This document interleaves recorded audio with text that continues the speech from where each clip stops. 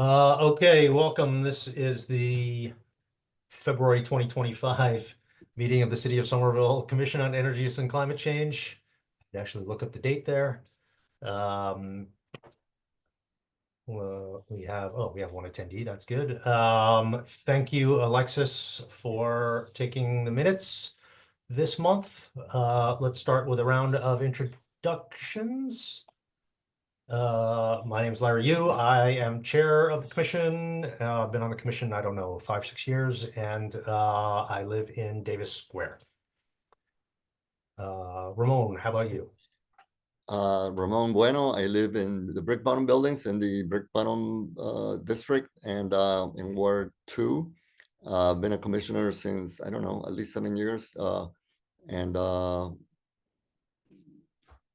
here for the meeting. Who would you like to hand it to next? Ari. Hi, Ari Furusawa, also resident of Davis Square. I've been a commission since 2022, so I guess that makes this my 3rd year. Courtney, do you want to go? Hi, I'm Courtney Coslow in Ward 5 in Magoon Square. I've been on the commission for a little less than 2 years, but officially a little over a year. Alexis? Everyone, Alexis Washburn. I live in Teal Square and I've been on the commission for about a year now. And Liza Johnston, Davis Square area. I have been on the commission for, I think, 15 years now. So there you go. And I think that's it. So I'll pass it back over to Christine. Or Larry. Christine, go ahead. Hi, I'm Christine Blaze, Director of Mayor's Office of Sustainability and Environment and ex officio to the Commission. And I'll pass it to Larry or Emily. Emily, yeah. Hi, everyone. My name is Emily Sullivan. I'm the Climate Change Program Manager in the city's Office of Sustainability and Environment, and I'll pass it back to Larry. All right, I will take it. Thank you. Let's have our attendees. We'll invite our attendees to introduce themselves if they would like.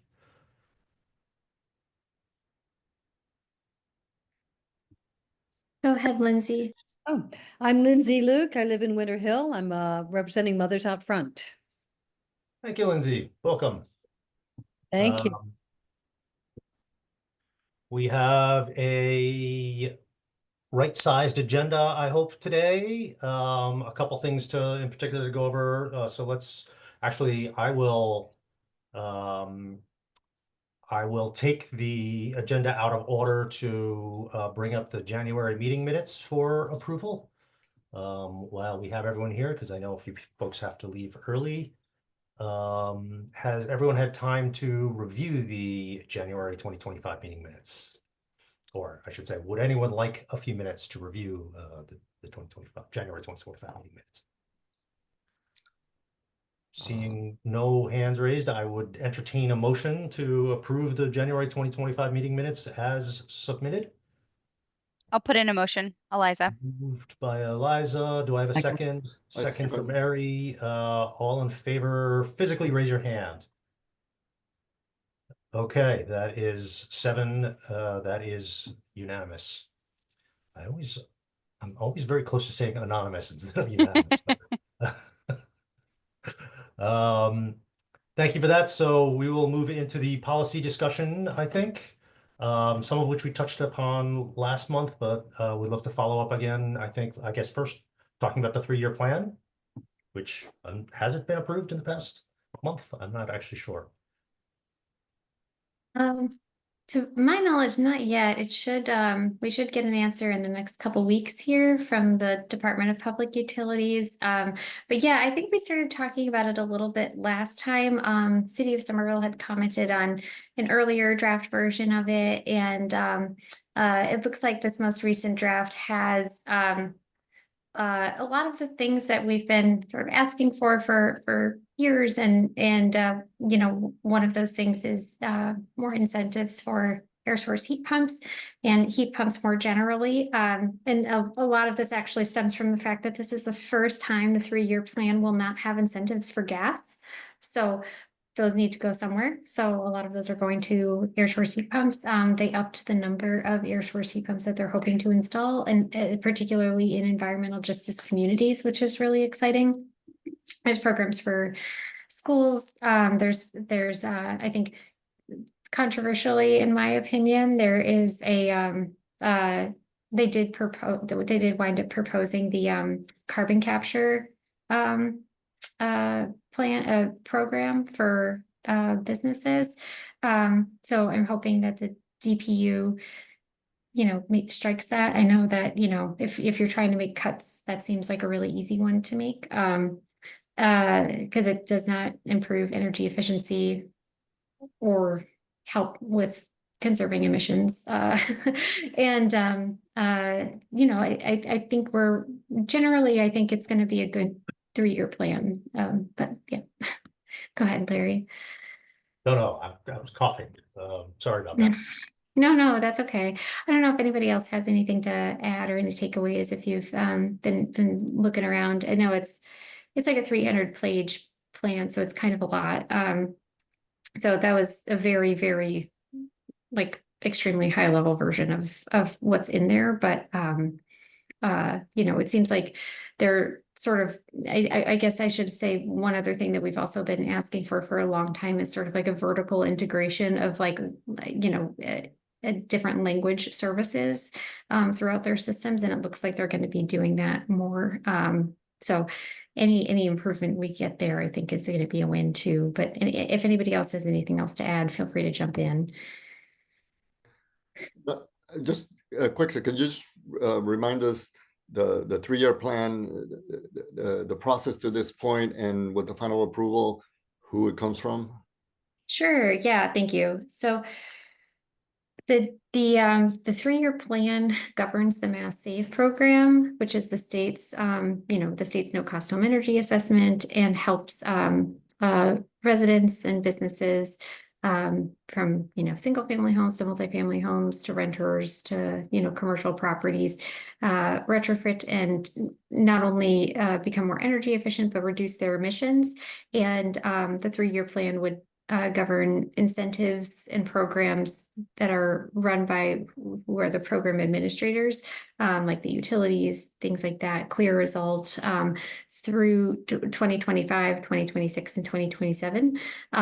Process to get to this point has been multiple public comment periods. The EEAC, or the Energy Efficiency Advisory Council, sort of being a sort of the place for those comments to land, and then they make their recommendations to the Department of Public Utilities of what they would like to see in the plan, as well as provide utilities with feedback on what they would like to see in the plan. And then that happened all of last year, and then in October of 2024 the utilities submitted their final draft to the Department of Public Utilities for review, and they should wrap up their review, by the end of the month, and then we should have, a full 3-year plan by March.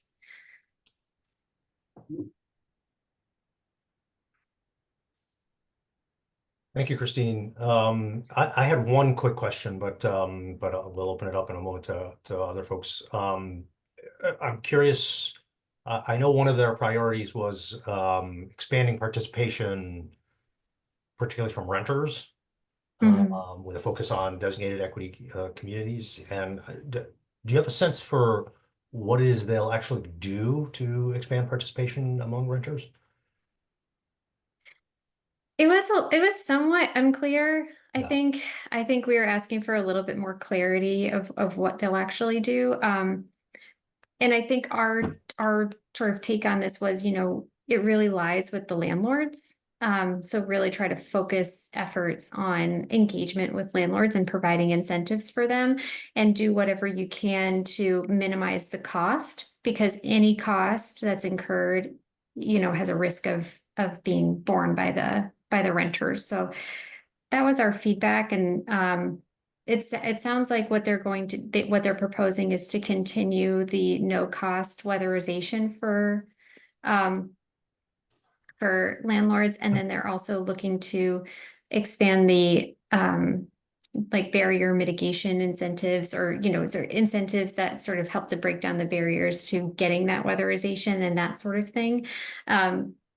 And then I think with renters and in those communities, that's a smaller subset than the environmental justice community, but there is a pretty good overlap there. I don't think that Somerville falls into that category though. So one of the pieces of feedback that I think we'd shared particularly with the schools, because initially it was with that smaller subsect, and we asked if it could be expanded to environmental justice communities. And I think that they did expand that, which is good, but it sounds like maybe there's some areas of the plan where it's kind of like a smaller, subsect of communities, which is good. All these communities deserve this and definitely need this additional attention here. So, hopefully I would imagine that we'll get more details as the plan starts to get rolled out earlier this year. And Alexis, go ahead. Yeah, I think you covered some of the big things, Christine, but in terms of renters, like aside from additional incentives, there's also the continuation of no cost weatherization, barrier remediation, and electrification for rental properties. The electrification is probably the biggest piece. And as long as more than 50% of the rental units, like I said, as long as the property has more than 50% rental units, like they could qualify for those no cost incentives, especially. But there are concerns, I think, around increasing energy burden. So even though a property may be eligible, if it increases the energy burden, then there's concerns there. Yeah, that's a really good point. I think one of the concerns is that, the electric rate still doesn't match with what we're asking people to do. And you're also if you give people heat pumps that didn't have air conditioning before, you're also giving them an air conditioning bill suddenly. So there's a lot of factors there, I think, to be worked out, that the state's also working on, in other, filings and things like that. But hopefully we get to see some rate design changes, soon.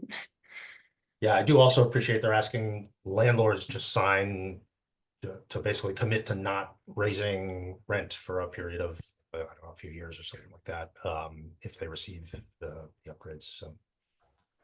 Yeah, that's a good point. And I think that they're also looking at doing stepped incentives. And then I think they're also looking at doing stepped interest rates for the heat loan too, if I'm not mistaken. So like if your income meets certain requirements, it's going to look more like the mass housing program than it would for like the former heat loan program where everybody was 0%. Now it's going to look a little bit more like a mass clean energy center or a mass housing program where there's, maybe it's 0%, maybe it's 2% or something like that, Oh, wow. Okay. That makes sense. All right. Any other questions, comments on that? We can move on to the next piece of the policy agenda. I'm excited for it, for the new cycle, by the way. Let the record show.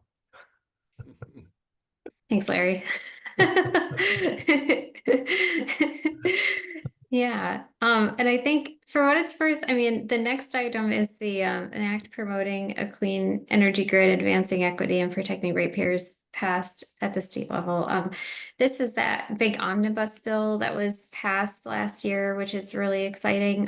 We weren't quite sure what was going to happen with it. If we were going to get every 2 years, we do a big climate omnibus bill in Massachusetts, and we got one, which is great. And I think the reason why it wound up on the CEUCC's agenda to discuss is just to note that there's some siting reform in it, I guess is what you might call it, and it would have an impact on network geothermal projects. So it's something that it might make it a little bit easier and more streamlined to get those approved in the future if /1 they come to Somerville. And we've been watching them. We were pretty excited when the bill got passed. There's lots of other things in it that are sort of noteworthy. I think there's a piece on like electric vehicles and you know, a right to have a charger or to install a charger for condos.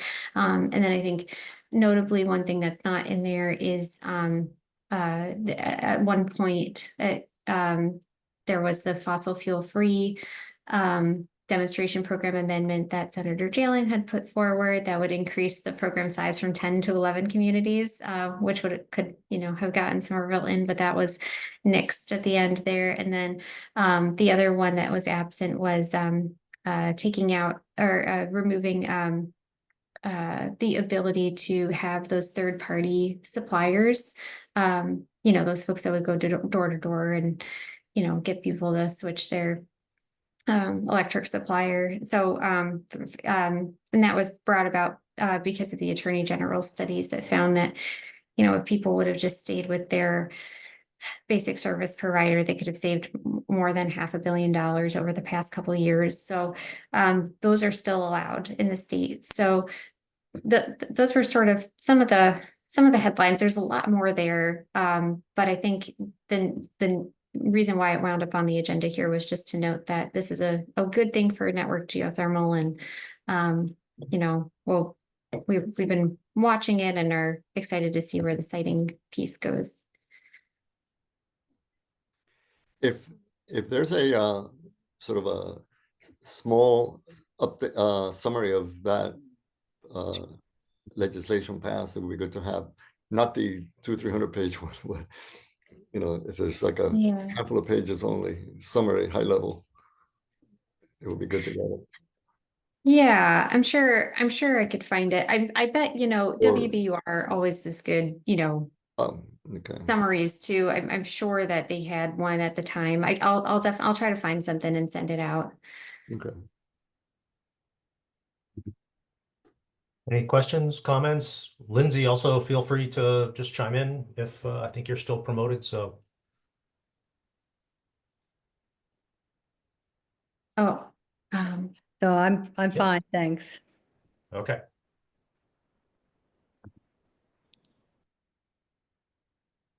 Oh, sorry. no longer I didn't promoted, which is realize. okay. Okay. All right. Are we all excited about that bill? Yes. All right. Something got done. Yeah. Shall we move on to a governance discussion, which I think we've kicked the can a couple times, so it might be worth picking up again. I think the first thing to talk about is a meeting schedule for 2025. As you all know, I've been making the rounds, chatting with you all, and you know, I think the topic of meeting schedules and times and logistics has come up in several of those conversations, so I just thought we should bring it up now. I guess two specific things I wanted to mention are there does seem to be some demand for in-person meetings, at least occasionally. So perhaps we could pick a couple of meetings to do in person, maybe like April and September. I don't know, I'm just throwing that out there, but I know summer gets a little dicey sometimes because folks are traveling and it's easier to do remotely. So maybe just April and, you know, spring and fall, and then maybe winter. Does that sound reasonable? I think Yeah. that's great. Yeah. And Christine, how does it work? Like, I mean, I know like in the Wayback Machine, we met at the Tab, and then we started meeting at City Hall, and then we got booted to the annex. Like, what do we have space? That's sort of an open question. Okay. So I will have to look into it and let folks know. I know the annex conference room and a lot of other spaces are usually pretty booked for public meetings. So Mhm. I'll do my best to find a space and let folks know what we can do. Great. Thank you. Yeah. And we would try to run those meetings hybrid, I presume, or, you know, allow remote participation, which would also, I recognize has an overhead to it. And so like, I think we should explore doing it for April if we can, but let's be aware that I agree. there's cost to that. Mhm. As part of that discussion, I think we could also think about whether we keep our meetings on the second Tuesday or move it off of Tuesday.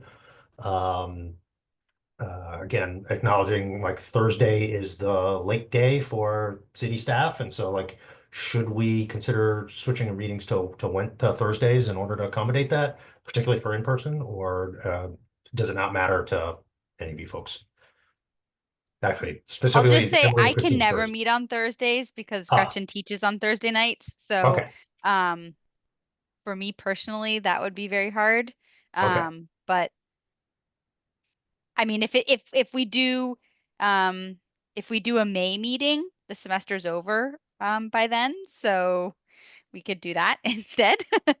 For the late so staff can, you know, so we can accommodate that in maybe late August again before the semester starts. But unfortunately for me during the Okay. semester, can't A do Thursday. quick question, but we're talking about the day of the week for all meetings in 2025, not just the in-person ones, right? Well, I was just thinking the in-person ones would be particularly inconvenient or particularly nice for staff to have it on their late night. So I was thinking if at least for those we could make that work.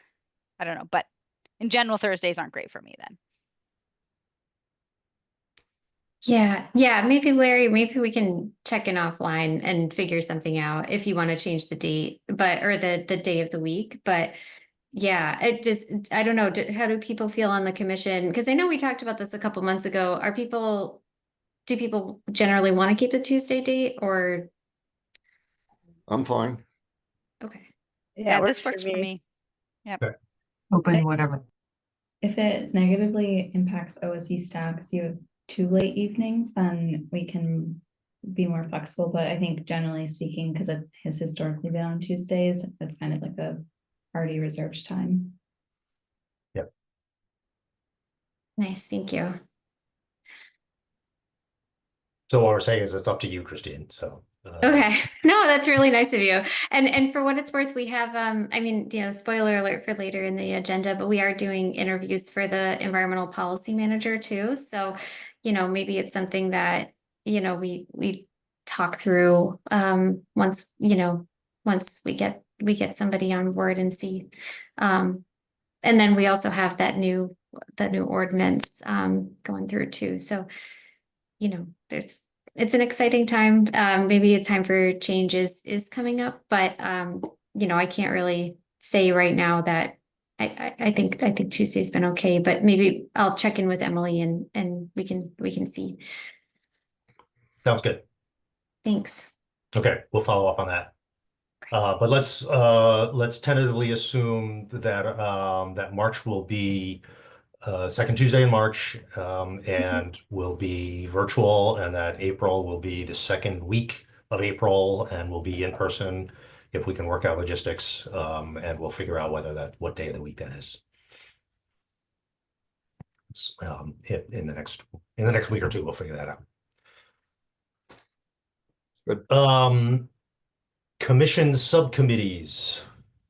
Just want to name where we've sort of landed for subcommittees, given our current constitution. Yeah, you know what I mean. So the governance committee is currently me. The outreach committee is currently Eliza. The policy committee is Alexis and Eri, and the buildings committee is Courtney and Alexis.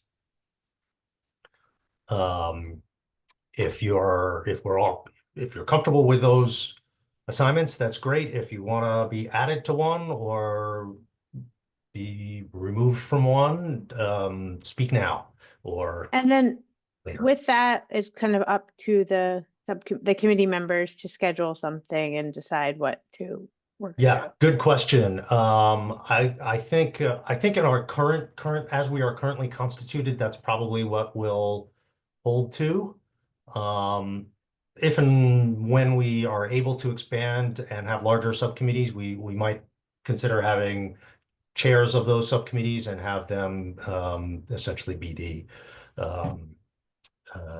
accountable for scheduling subcommittee meetings. I was trying to figure out between those topics, I mean, I guess outreach, if it needs help, I could see trying to think about that. I will gladly take you up on that. Sold. That would be great. No, I mean, I think it also would be great to get some geographic diversity. Obviously, you are a Spanish speaker. I think it's great to get some linguistic diversity. So I appreciate more support on that for sure. We'll do Amazing. that.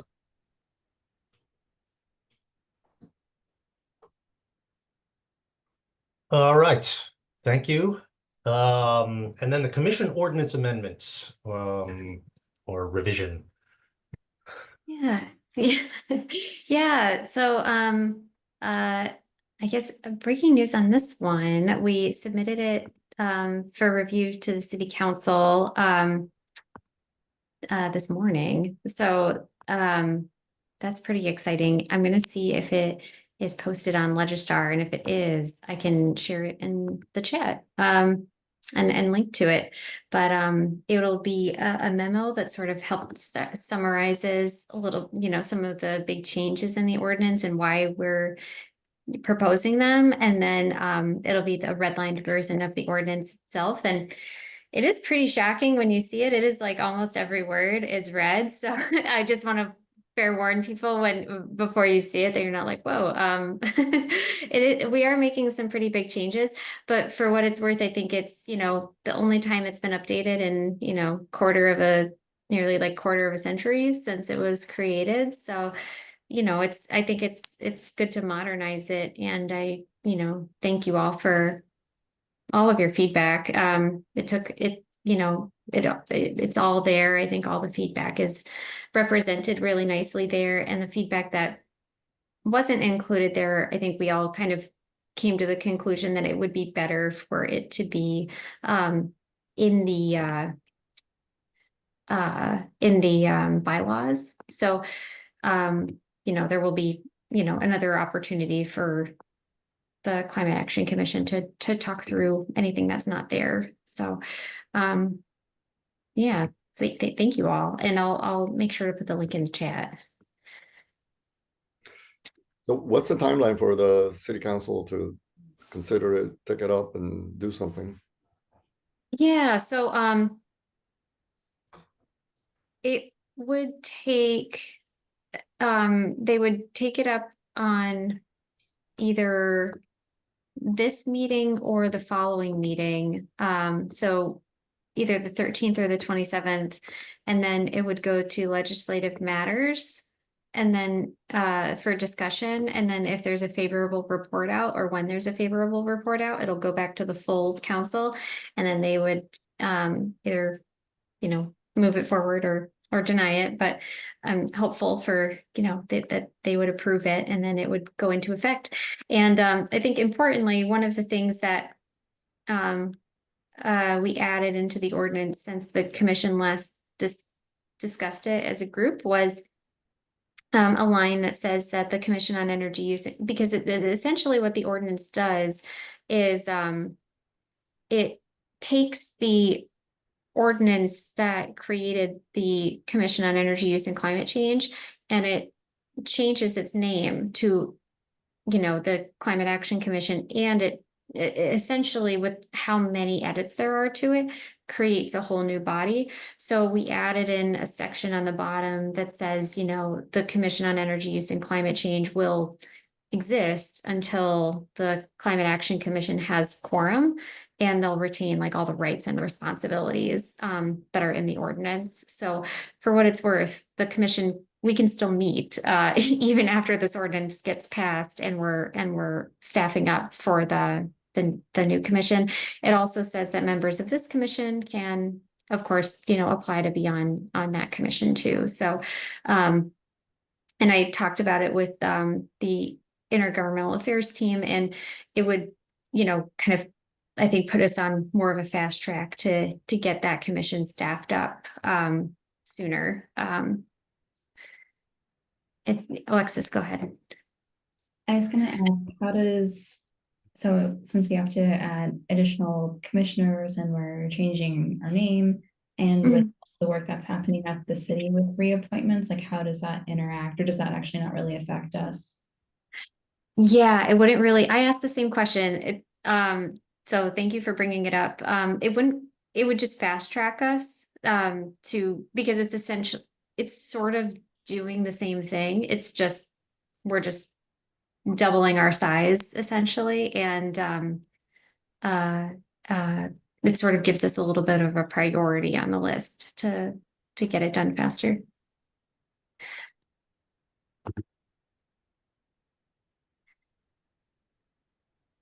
Anything else? Excited that it's gone to city council? Do we need to put a full court press on city council, or should we just slow play this one? I'm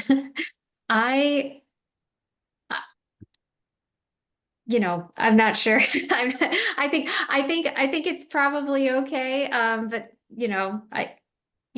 you can feel free to let folks know it's happening, and I can, if folks are interested in sort of knowing when the Legislative Matters Committee meeting is going to be, I can let folks know when that's coming up. But I think the memo is pretty explanatory and straightforward, so I think it should probably be okay.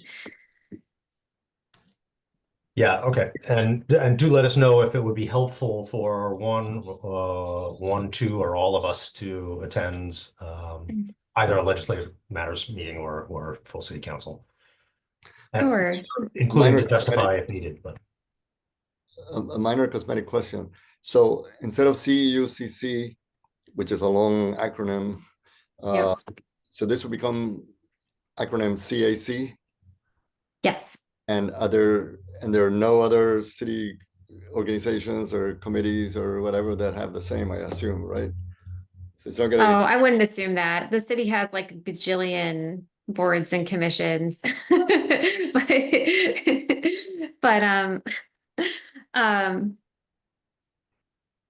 I think ours will be like it's the Union Square Community Advisory Committee. So that's USCAC, but that's different. I think it's okay.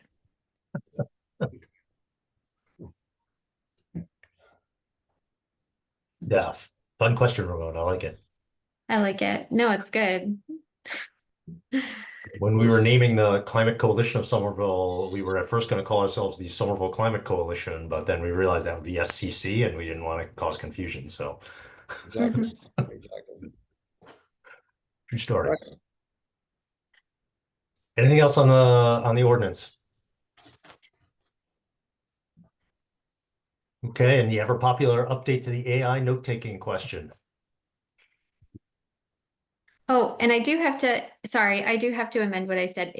Hasn't been sent to council just yet, but it will be sent for it looks like for the next meeting. So it'll be on there it'll be on the agenda for the 27th. So coming soon.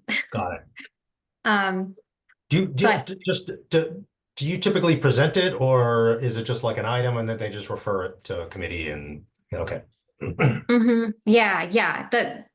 It would not be, I don't think it would be worth, I mean, do what you would like, but that first meeting, it will just be them reading it off and then referring it to committee. And then at Legislative Matters, that's where I'll go and I'll talk about it, and I can let folks know. And then if anybody's interested in speaking, or if we can try to arrange that. But I think you're right, Larry, we have to be careful about the numbers.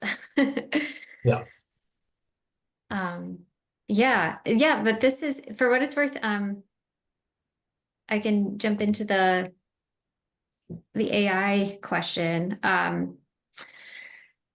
It's very, I think it's an interesting answer and it's like very complicated. So,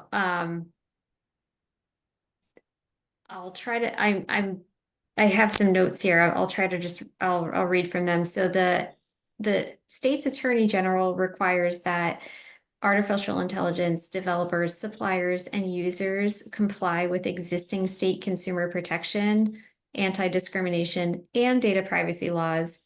In addition to that, the city ordinances and state law don't prohibit the use of AI note-taking, but our IT department for the city of Somerville limits the programs that may be used for city businesses. So any AI programs need to be vetted with IT before using. So the city / our IT department have not issued a policy on use of AI for note-taking yet. There are some legal issues regarding like consent, public records, and collection of sensitive information. So, you know, just for example, like consenting to record, to record, you know, like Zoom usually does that, but the AIs typically don't. So like, I know we've had that happen a couple times in our meetings. We'll see like, and it's interesting. I don't see it happening tonight, but we have, you know, an AI bot in the meeting and, you know, we know that they're doing something, recording us or transcribing us. We're not totally sure. And they don't tell us, right, necessarily. Although I guess maybe I have been a part of meetings where some of them do. It's not super clear, right? So there's that sort of an issue where we might need to do another sort of disclosure to folks before we use something like that. The second piece is that the transcript itself or whatever the AI is creating may be considered a public record. So we have to make sure that we're, you know, storing it properly. And we also need to understand what sort of laws it's falling under in terms of open meeting law. For example, one of the examples that I was given is, you know, if it's only for note-taking purposes, like it might fall under this exemption where you only need to retain a notes document until the final document is finalized. And then, you know, you can get rid of your drafts and things like that. So, you know, but there's like some nuances there. And then they just noted that it could be problematic just for adopting the total transcript as meeting minutes, just due to potential errors and the potential inclusion of sensitive information. And we might need to like redact it and things like that. For confidentiality purposes. So those were just some of the considerations here. But Ari, go ahead. This is fascinating. Thank you for getting that intel and information. I guess I won't speak for others on the commission, but I guess the impetus of this is not to like let AI take over this commission, but rather to reduce the burden on commissioners who are volunteering to take notes while ensuring that there is full public transparency and people who missed the meeting are able to follow along. So it sounds like from my non-legal background observation of what you just said, the AI piece is tricky.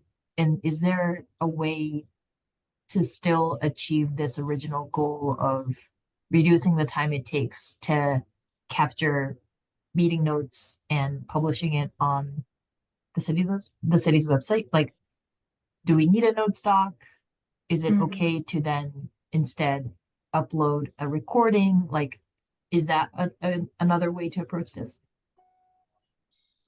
Oh, so we do upload recordings, but we also upload minutes. I don't think that there's been, I can't speak to what's in the new bill. I haven't read that much into it. That would perpetually allow remote meetings for public meeting purposes. There might be something in there about that, but I can't say for certain. But as a city, we have our minutes and our recordings posted. And we usually will try to post the recording as soon as we can. And then for the meeting minutes, we post them, as soon as we can after they're approved, is sort of the standard that we try to meet. Yeah. Go ahead. My experience has been sort of a mixed bag. On the one hand, and especially looking ahead to a bigger commission with more voices and all that. So my experience with keeping notes, it's that it's hard to, you're taking notes and it's hard to follow everything. So you're trying to jot down as much as possible. And then at the point of writing a summary of it, for the official meeting notes, it becomes like a big task digesting it all into because I remember Oliver always saying, you guys are putting in too much, we just need like a Yes. 2-page summary. And it's hard to, when you're taking notes, it's hard to know, well, what's going to matter. And then it's hard to sort of read it back and then digest and summarize it. But when I first saw the transcripts from those automatic transcripts, I found that on the one hand, it was reasonably good, if not quite good, at providing little summaries of what was going on. There were just a lot of typos. So that if the name of something sounded like something else, often so you can't just grab it and go with it without having some sense of what because it's just going by all the verbal sounds. So it would combine sentences and where they stop or start, but also like making up words that sounded like something else. So it's I did find it useful to digest things, but it does require editing. Courtney, go ahead. So one thing, or I guess two pieces that Christine, you just described as one of the concerns about confidentiality and redacting, that to me doesn't seem to apply to us because we're recording everything, as you said, we're posting it up. There's nothing confidential. It's a public open meeting. So I don't think, there might be other concerns like Ramon just said about whether it gets like the typos and what it's catching, but I would take that off the table or think it doesn't apply here. Yeah, if there's a video, I mean. Yeah. I also would really appreciate it for the reason Ramon said. It is hard to follow it, know what to take and not take, and then also participate. Yeah, that's the piece that I think is, sort of burden aside, if you're the note taker, you're not able to participate in the conversation because you're just like scrambling to like capture what people say. And again, there's this technology that could make this easier. Yeah, I do think that there's some like kind of moral and sort of like real concerns though with like environmental impact and stuff like that though, that we might consider as the Sustainability Commission in Somerville. So like I understand, like I'm not saying that we need to swear off of AI or anything like that, but there are some other considerations that might matter to this commission that beyond the legal considerations, even if they don't all necessarily apply. But there's two things I want to say. One is that I agree with what Ramon said, and you guys have heard me say this so many times, which is that, the purpose of notes are to capture like the spirit of the discussion and not transcribe what is being said. So I would really recommend that folks look at other commissions' notes to see how they're doing it. And for example, I know like the Affordable Housing Commission, the Affordable Housing Trust Fund, I like took notes and did like, their tech for them a couple times. And I was directed, you don't need to attribute statements to particular people. If something is discussed, you can say like the commission had a discussion about this topic and these were like the 3 main takeaways from it or something like that. You know what I mean? It doesn't have, notes does not mean transcribing. And I think, you know, a page and a half or 2 pages of notes for a 90-minute meeting is pretty sufficient. The second, and really the most important thing with the notes is to have the start time, the end time, and any decisions and any votes that are made, and to attribute the votes to, you know, respected people. So, you know, if some, you know, and who made the motion and who seconded, that's in the time that those things happened, that's like the most important thing about the notes, like who attended. And then I think the other piece of it, the other thing I'll add there is to your point, especially because there's a recording. The second piece is that, you know, we have this kind of new opportunity with the CAC, where it'll be a very large body. And, you know, I've also sat on committees where I have been the note taker before, and that was like a secretary position, you know, and that's very common, especially with like, you know, like Robert's rules style committees and boards and things like that, that you have positions that you vote on annually and you rotate, or, you know, annually or however, you know, long, and then you rotate, you know, through people, and there's like a vote with like who's going to do what. And one of those roles can be a secretary, and that can be somebody that feels a little bit more comfortable, like living in that space and being that person. And maybe they can have like a second, or, you know, if they're absent, you know, up to 3 times a year, you know, hopefully that wouldn't be too much of a burden to ask, you know, a couple folks to step in every once in a while to help out with the notes. But those are just some thoughts there. But sorry, Alexis, go ahead. I think I agree with a lot of what you just said, and also with more members, it makes taking, or the level of burden on any one given person throughout the course of the year is much less. Even now with 6 of us present, like that's only taking notes twice a year. So just being willing to sign up for that. I think there are other important considerations that you mentioned, Christine. I think too, considering the errors of AI a lot of times, like I would be nervous about using it. I know that we're a pretty diligent group, but I think if we allow its use and we don't allow the public to use it, there are questions there. And so I think I'd rather just not use it at all and just use the existing tools that we do have, and the Zoom transcripts from the recording. Again, not using that as our main source of information for the notes, but it can certainly help fill in some gaps. Yeah.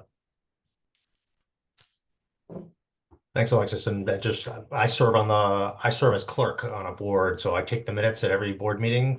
Actually, it's Julie's organization, the Charles River Watershed Association, and my minutes are 1.5 pages, and they are as Christine described them. You know, a question was asked, an answer was given. Well, I'll be a little more detailed than that, but not a whole lot. But here's a question. To be able to do that, let's say there's a 20-minute discussion on a topic and people are chiming in and somebody said this and there's that, and then the discussion evolved.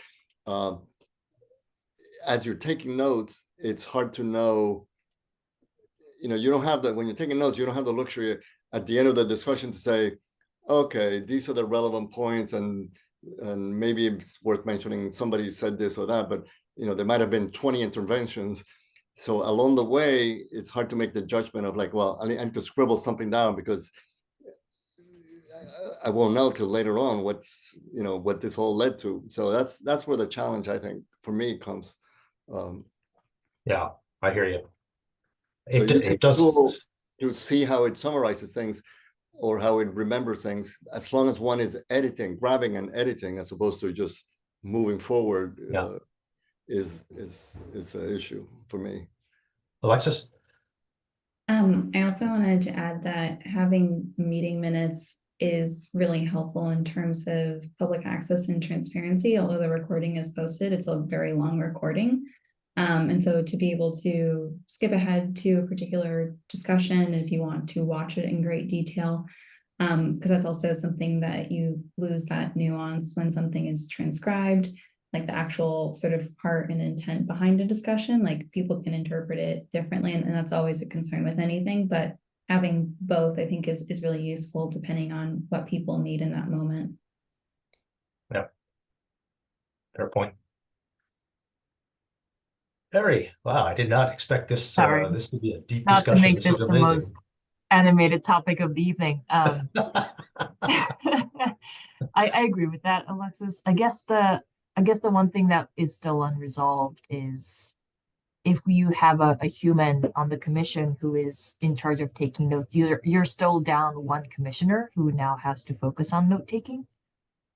And I guess I understand the usefulness of meeting minutes that help you kind of get the vibe of a meeting without you having to scroll through 90 minutes of recording.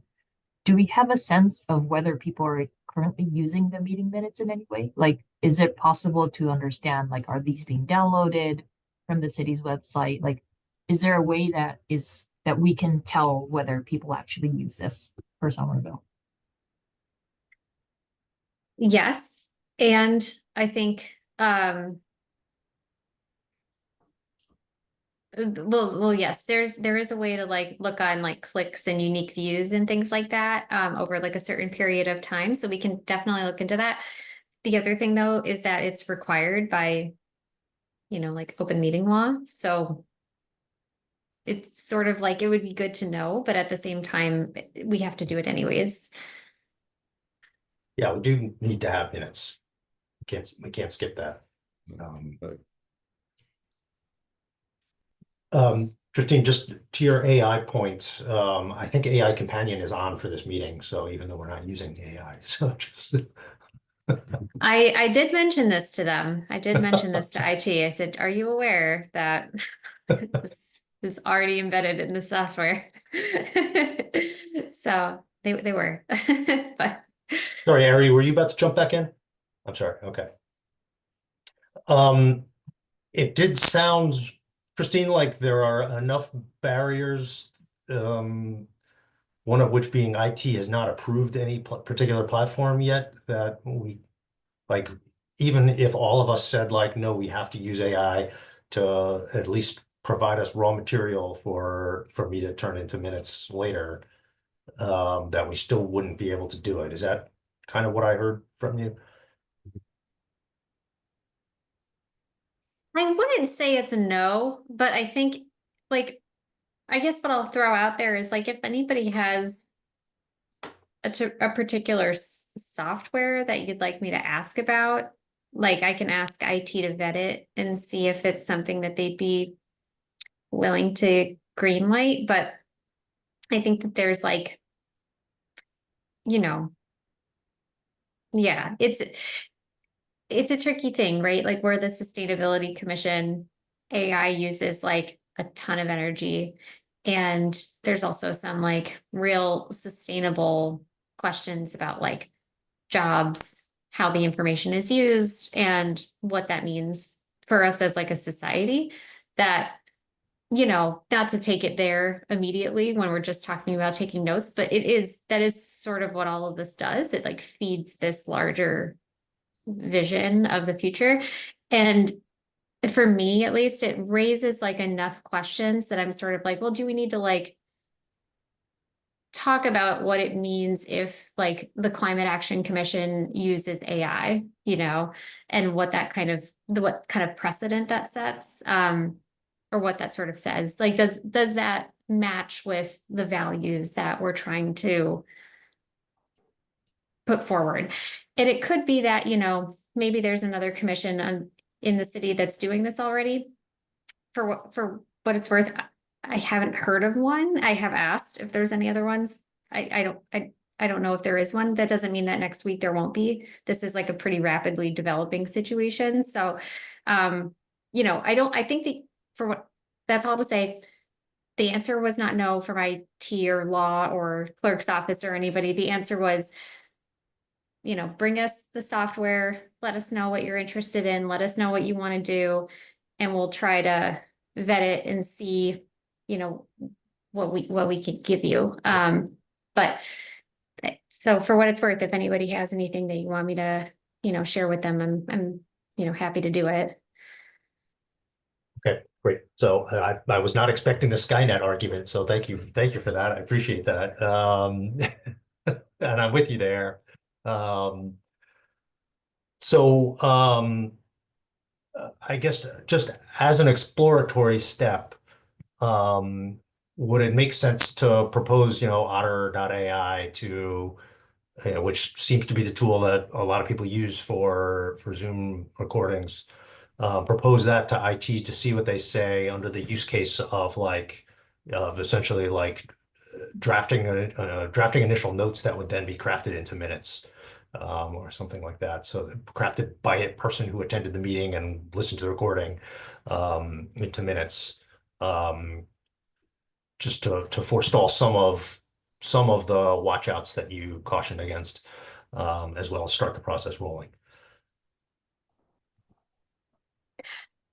Sure, I can definitely ask them. I do think that just from Googling it, it does look like it's a paid thing too. So there's also Oh. like some budget considerations there. So, No, we're not doing that. okay. I mean, I think so, at least. Anyways, I'll ask them. It doesn't hurt to ask, right? Just went to their website. The first thing they say is never take meeting notes again. I did see that. They've got I a mean, good marketing I team. will say I am like hesitating given that we are the first one to raise this. I guess I'm surprised by that, but it also, to all the points that you made, Christine, I'm not sure we want to be out in front on this one. Okay. Alexis? But I mean, I'll say I regularly use Copilot, which is the Microsoft tool. I think it's very, very good. The concerns that Ramon was raised, I don't see that very often. Like, I think it's been trained quite well. So I'll just put that one out there. And it's the guts of what's embedded in Teams. So if you've used a Teams meeting and had it auto generate, it's the same thing. It's the Microsoft tool of that. So I'll just, if you wanted a name of one, that's one that I've used pretty extensively and I had very good experience with it.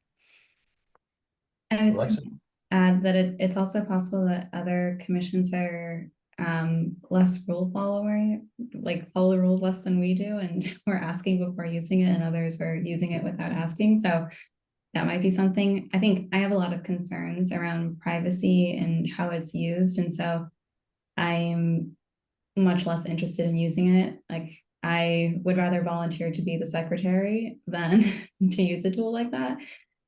Just considering how information is being used in very negative ways most recently. So I think I would want to be very thoughtful about how we use it, when we use it, and who's able to use it.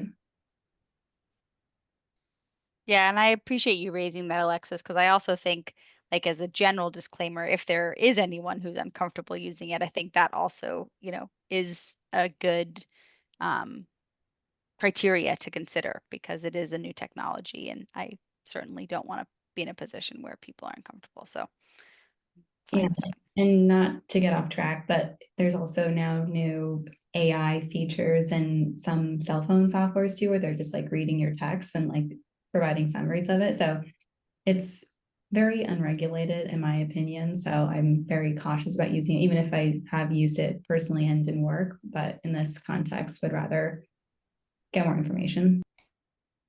Totally fair. Courtney, Ari, where do you stand on creepiness? I think I feel like I'm really actually won over by the climate impacts. I like let myself forget about it. I know about it and I don't like it when I see it, and then I use it and I'm like, oh, this helps. But so there's that, and I think all the other things about what this is going to mean for our future. Maybe we don't go out. I like Alexis's offer to be the secretary, but I won't put that on you to not have to do it myself. I think so. I'm now kind of feeling, I at the same time, I don't think we're talking about anything, like from a like privacy thing, I don't think we're talking about anything here that I'm worried about, or maybe I should be, given. Well, considering the current administration's Yeah, right. language, like those are, I think, values that are aligned with some of what this commission talks about. And so happy to That's a good talk point. about it offline, but I think that we have to be very thoughtful about how you're talking about things, because it can be weaponized, even though if that is, it's being taken out of context a lot of times. Yeah. Yeah. One thing that I hadn't thought about is, in light of the future composition of the commission, with more people and broader range, you know, from students to I don't know what else, other city employees, whatever, whether whether for some of them it may be too much of a burden to have a rotating responsibility to do that, especially if they haven't done it before. I hadn't thought about that, but it occurs to me that if I were a new member of a board like that and didn't have experience with taking notes, it could be a burden.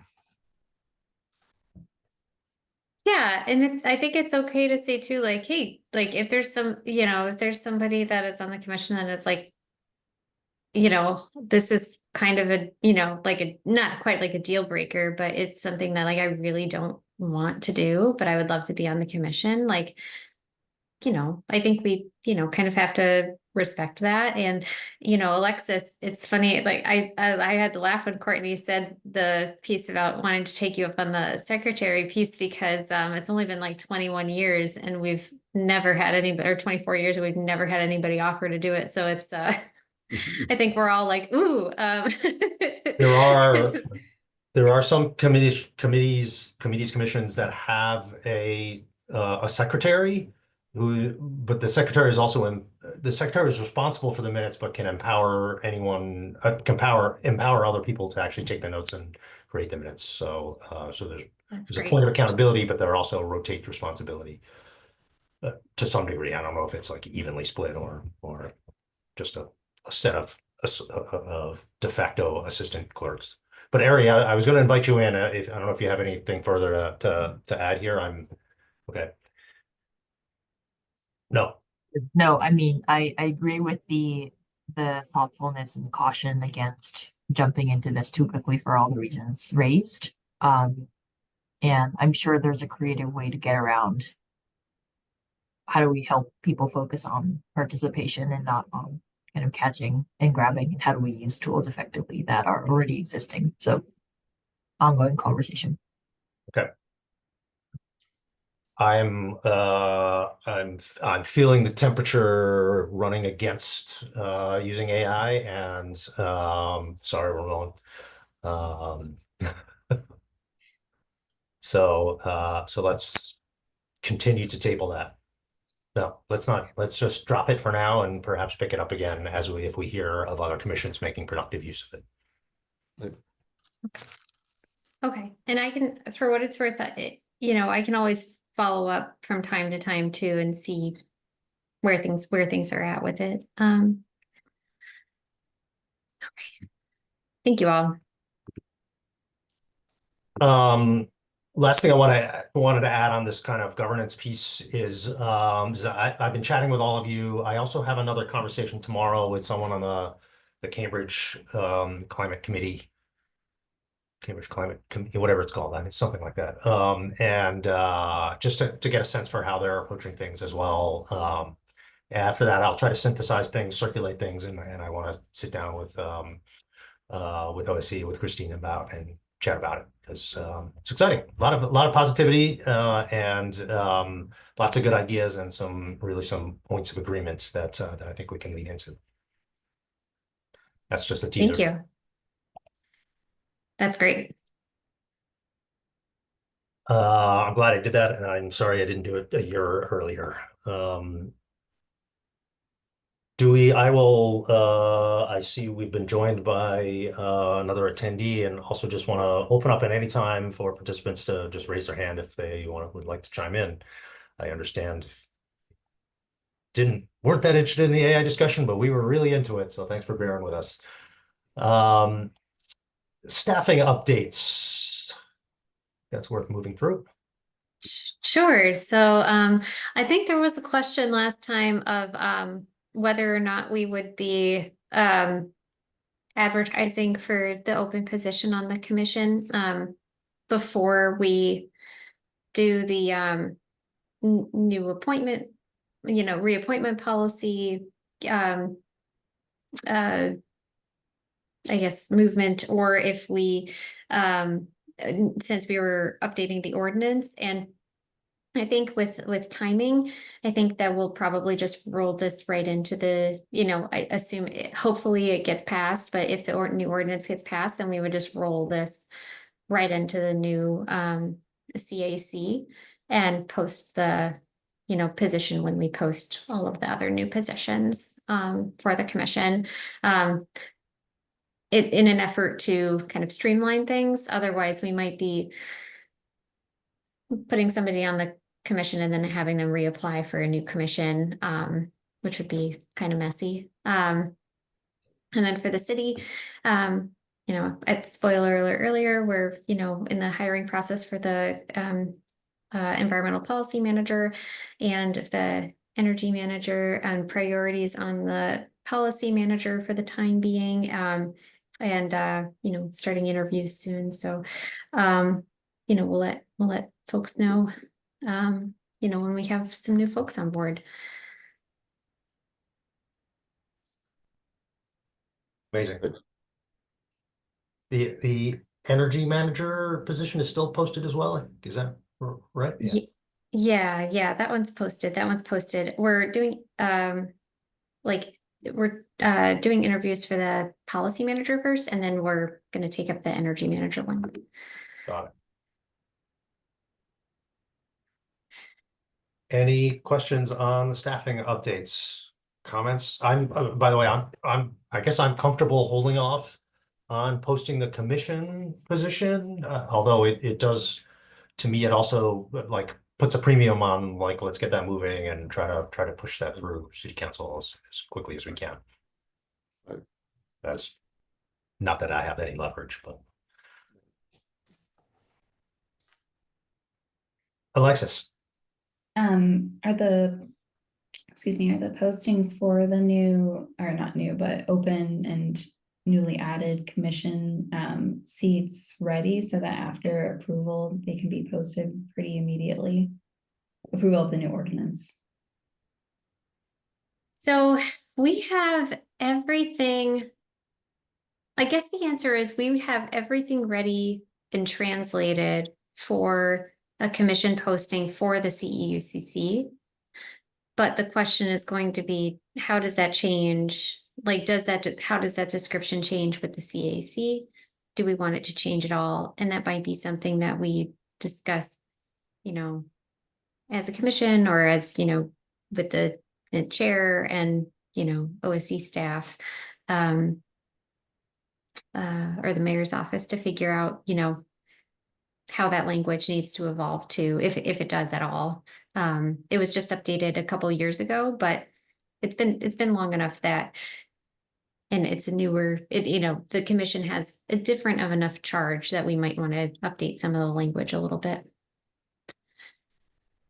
Yeah, good question. We should probably start to look at that even so that we can be Totally. Yeah. Anything else on staffing updates?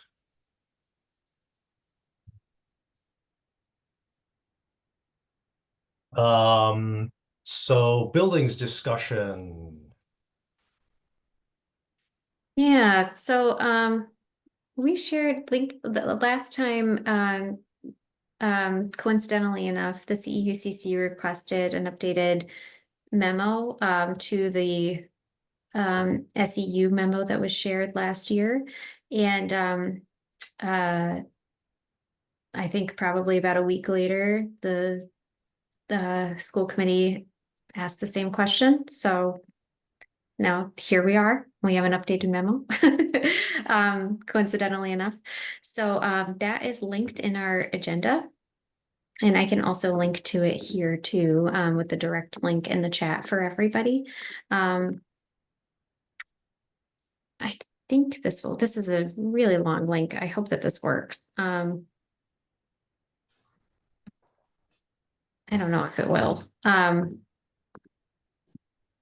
if that one doesn't work, here's a link to the agenda, and then it's the very last link on the bottom of page 2. And I can also share my screen.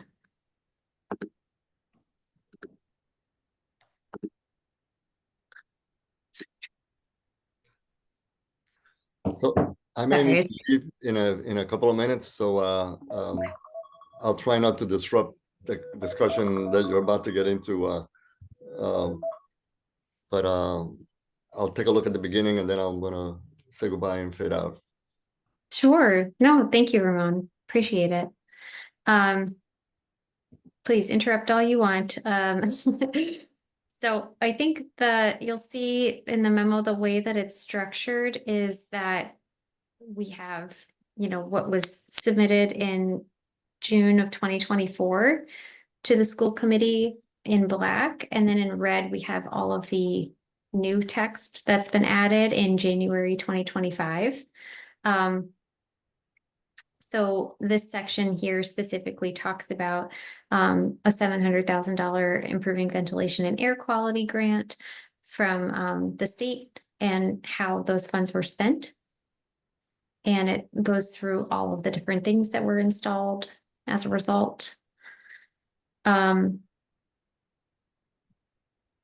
I can always go back, but I'll just sort of go through to give an overview, and then we can see where folks want to spend the time. For resiliency, we hired a director of emergency management. And actually, since then, we've also hired a deputy director too, which is very exciting. And then for climate forward, I don't know, or Emily, you can always feel free to jump in, because she's been leading this work and sort of acting as the city's de facto school sustainability manager, and sort of, kind of partnering hand in hand with them on sustainability efforts for programming especially. And we've been working with Somerville Public Schools to determine whether the Climate Tech Academy can be held during April vacation 2025. Folks on the commission might remember that Emily and Jason Behrens over at SPS ran a April vacation program last spring for students that was really successful and really popular. So we're hoping to re-up that again this year. And then she's also piloting a after-school climate change club at 3 schools, Argentiano East, Somerville, and Winter Hill schools. And it was developed in coordination with the SEU representatives working to develop the district-wide climate change curriculum. So that's going to be really exciting. And recently, the Climate Change Club has hired 9 high school students to help facilitate the program. And the program will be focused on grades 6th through 8th.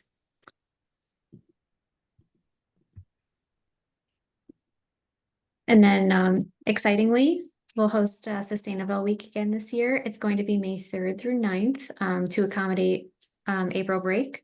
And we'll be coordinating with the libraries, Somerville Public Schools, and community organizations, and of course, the Commission on Energy Use and Climate Change to create programming for that too. So I guess this is also my plug for anybody that wants to get involved in that. Please reach out to us. Emily and Naomi are leading that effort. And then we'll jump to the next category, which is efficient systems and work order processes. Let's see, I'm trying to see what would be worth mentioning here. But we have, various different staff from across, like leadership level staff across city and schools meeting together to discuss facility needs on a regular basis, which I think is the most important takeaway there. And then we also have snow removal, updates too. And, folks might have heard from the mayor's midterm where she mentioned, beach use. We also have some updates here about, the best way to do snow removal, or if we can do snow removal for rubberized surfaces, which was an issue, or which was a question, I guess I should say. And then we're also working on, of course, transportation and figuring out, how to most safely and most effectively commute to and from school. So this section talks a little bit more about that. So we completed last year, it sort of summarizes the accessibility, safety, and transit projects that we've completed on Washington, the MBTA, and smaller scale upgrades to places like Capuano, Healy, East, Edgerly, Winter Hill, Kennedy, and continuing the free parking passes, free transit passes, free bike share memberships for SPS staff and city staff, I should note too. And then SPS students also get the free transit passes too for grades 7 through 12.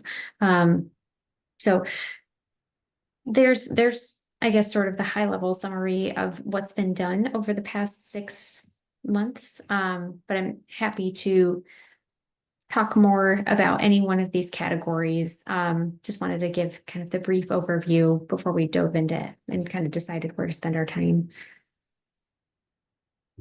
Yeah, go for it, Courtney. Great. Thanks. I had a couple of comments here.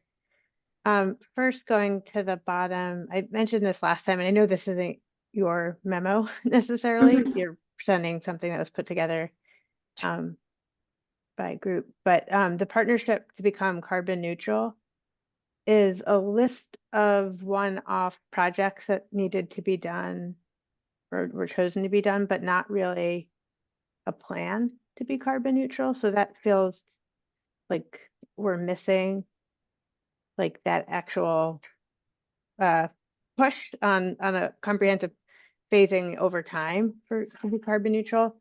And I know, Christine, you mentioned last time that as part of the capital planning process, that there's a focus on sustainability, which is great to hear. I mentioned, I don't know if you looked into this at all, but in previous years, school buildings were not a part of that plan. And so it feels like it is kind of missing some bigger picture vision and movement on the topic.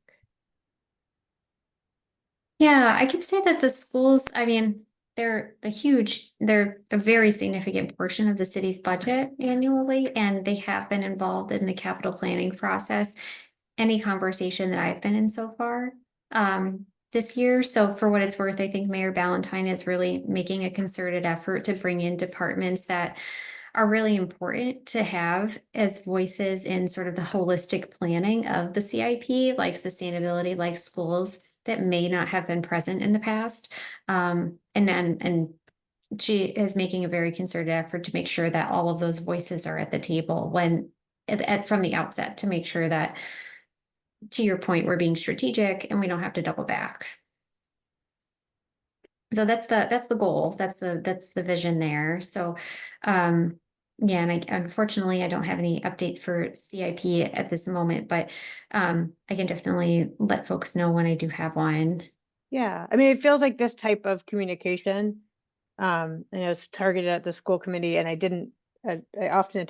occasionally attend those meetings, but didn't on the one that this was presented. But it's in the future should reflect that, or be more explicit about what's being done on the bigger picture, because this really just feels one-off. And then I also wanted to note up at the beginning with air quality, it says MERV 13 filters were added at every school. I said this last time, that's not the case both at Winter Hill in the old building, and there's nothing in the new building. So there's nothing being done there, and I don't believe that they're always keeping these on now. I don't really feel like this is necessarily reflective of what's happening on the ground. Yeah, I did, for what it's worth, I did share your comment with the folks drafting this, and they did leave it in there. So for me, you know, It's for still, what it's it is worth, actually, yeah. it's not a factual statement. Go to Edgerly, there are no air handlers, there's no place. They've stored what was the portable ones from Winter Hill, which I don't think it had MERV 13, it could have. There's nothing that the Winter Hill students have right now for air quality. The indoor air quality is not ideal there. It could be, I guess it is possible that it might be in the system itself, but I can definitely follow up with it and see. Okay. Great, I appreciate that. Anyone else? Thank you for this.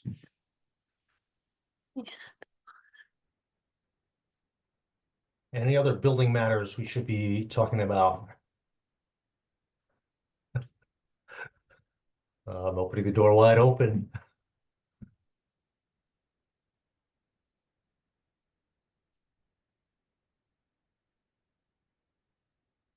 All right, shall we move on to talk about some grants again? Thanks for including the grant list, OAC grants list. Super fascinating. Good. Oh, thank you. I'm glad it was interesting. I can share my screen again. Did that work? Can you all see my screen? Yep. Okay, perfect. So, yep, here are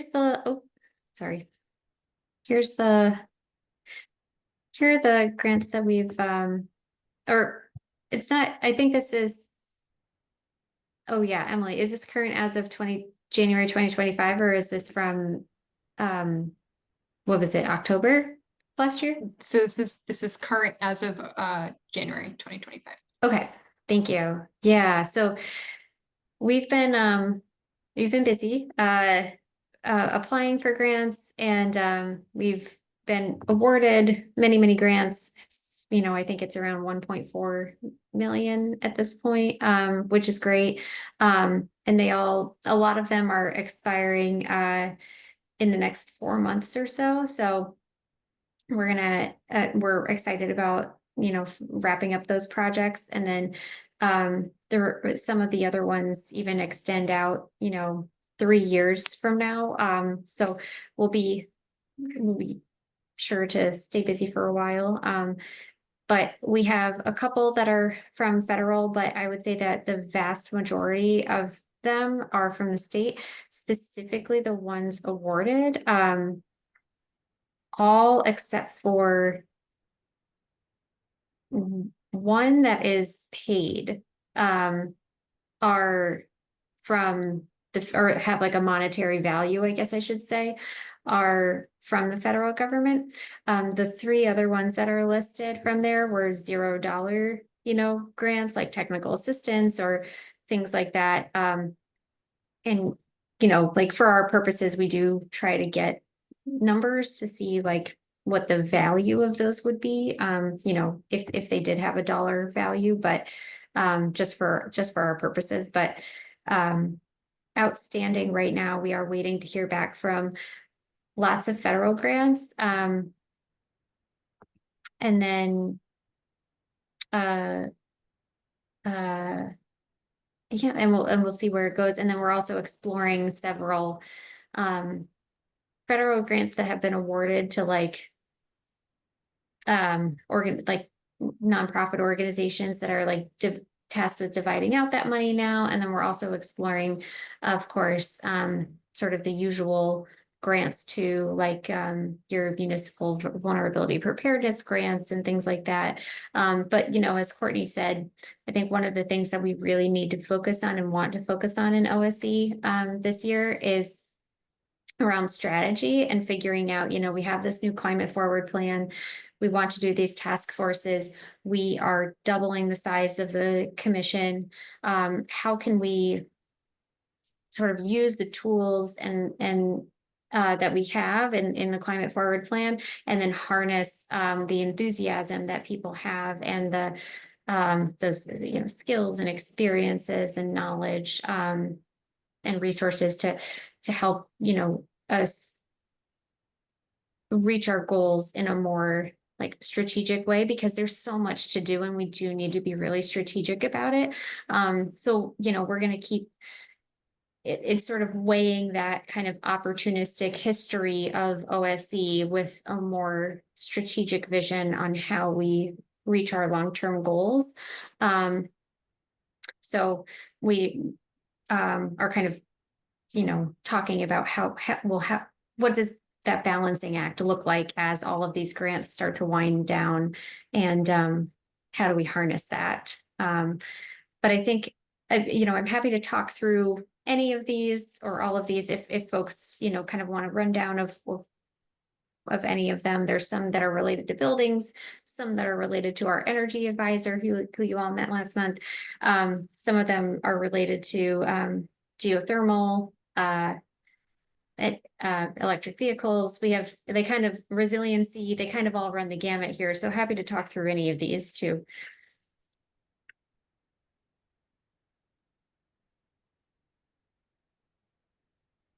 Thank you. Any questions? I mean, and thank you for naming what federal grants are out there that current grants anyway that are only one is sort of still cash outstanding, it sounds like, of awarded grants.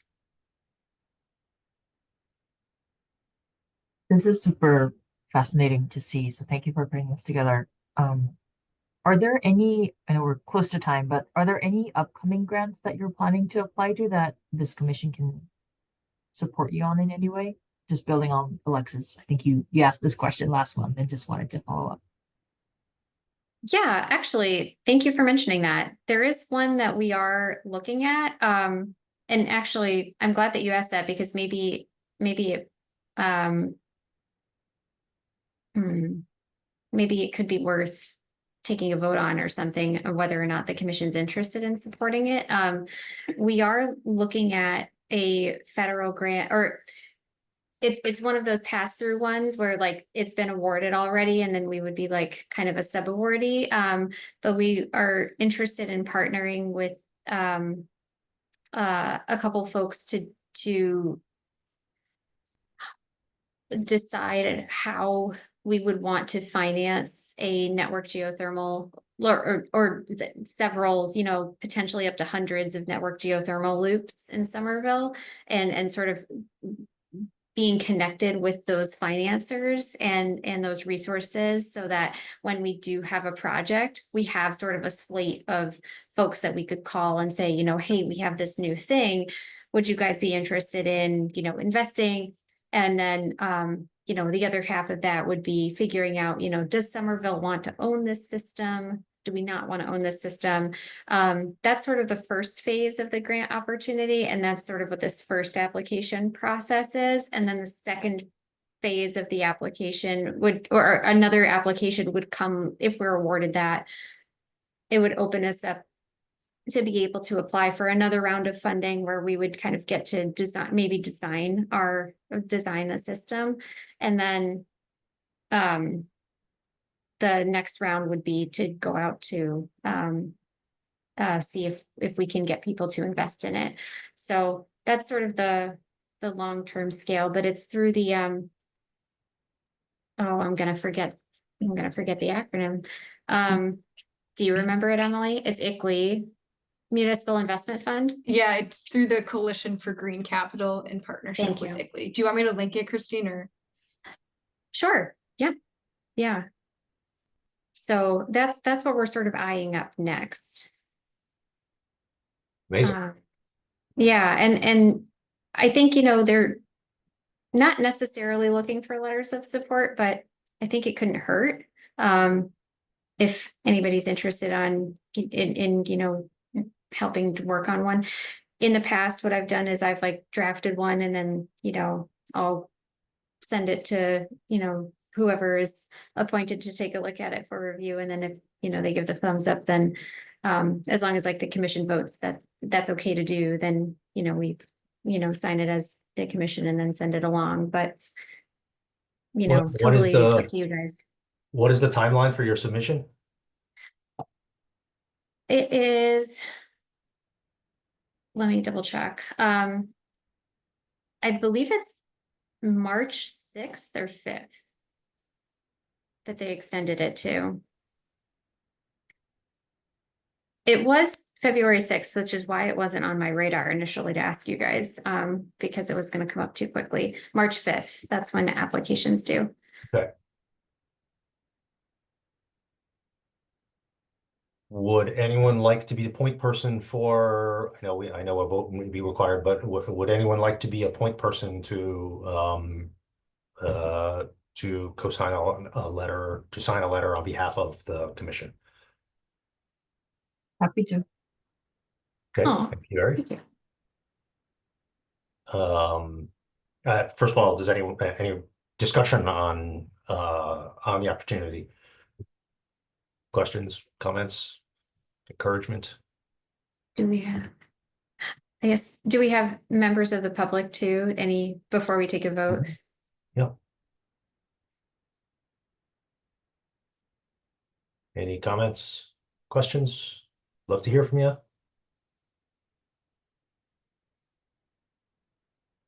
Seeing none, I would entertain a motion to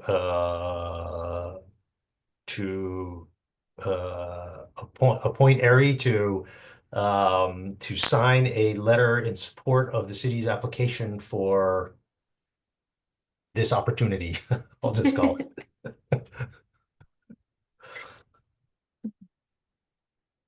Do I get to submit that, or does it have to not be me? I think you can make the motion, yes. I'll make the Moved motion. by Ari. Do I have a second? Second. Anyone like to second? Second from Alexis. Thank you. All in favor, just raise your hand. I always feel so weird voting. Should I be voting? You should be voting, yes. Okay. Motion passes unanimously. Courtney, Thank are you you. still raising your hand or do you have a question? Okay, all right. Great. It's comfortable. Thank you, Ari. Just Thank say you, that. Christine. Yeah, anything else like that, feel free to let us know. Cool. Thank you. Thank you for asking. It totally was not on my radar, but it's really good. Any other matters before the commission?